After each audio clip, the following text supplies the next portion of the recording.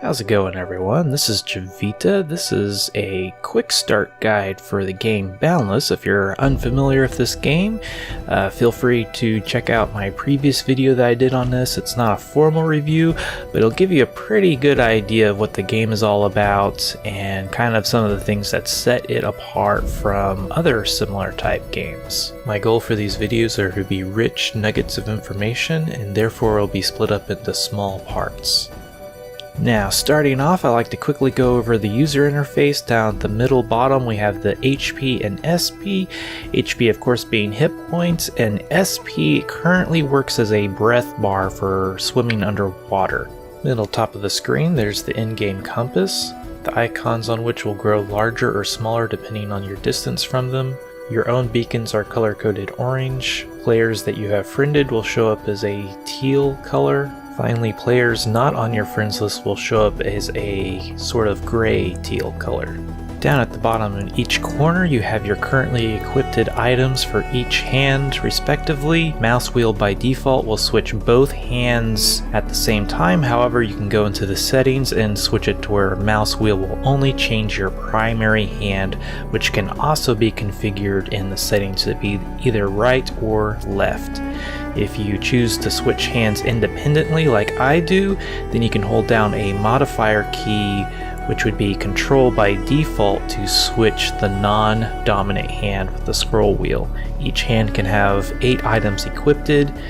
Going into the inventory, it's good to note that each quick slot bar does not actually hold items, rather they point to the inventory slot.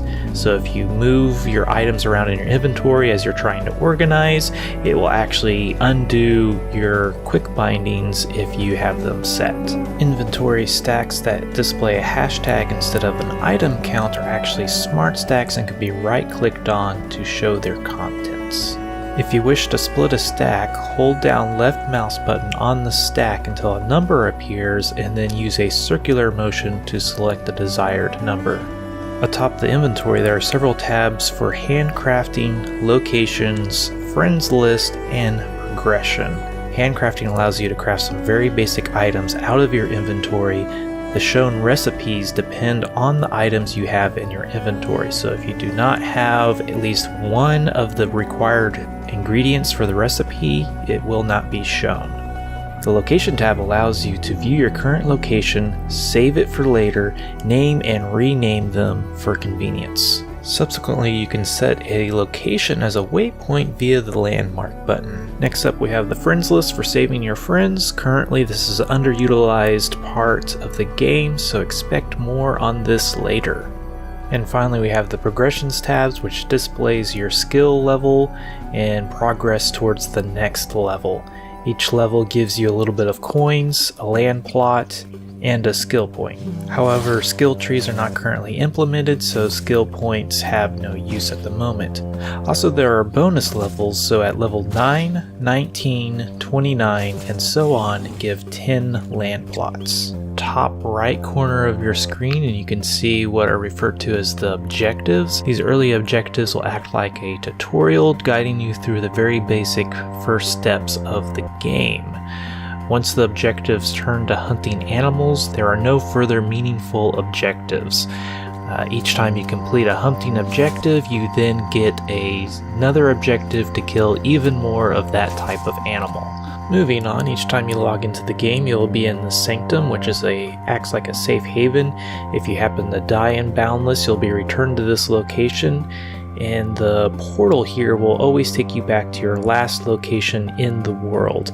The one exception to this is if you die or log out in an area with a very low ceiling, then it will find the next acceptable location above that to return you to.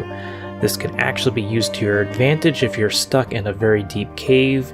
You can simply find or make an area with a very low ceiling to trigger this effect. Usually this maneuver only has to be repeated 1 to 3 times before reaching the surface. Anyway, I think this will wrap this video up quite nicely. There are a couple of things that I didn't go over, like the game messages in the top left corner. However, I feel these are fairly self-evident. This was Javita. Thanks for watching. If you found this video helpful or you liked it, please like, subscribe if you want to see more videos like these, and if there's anything you didn't like, let me know down in the comments. Till next time, peace.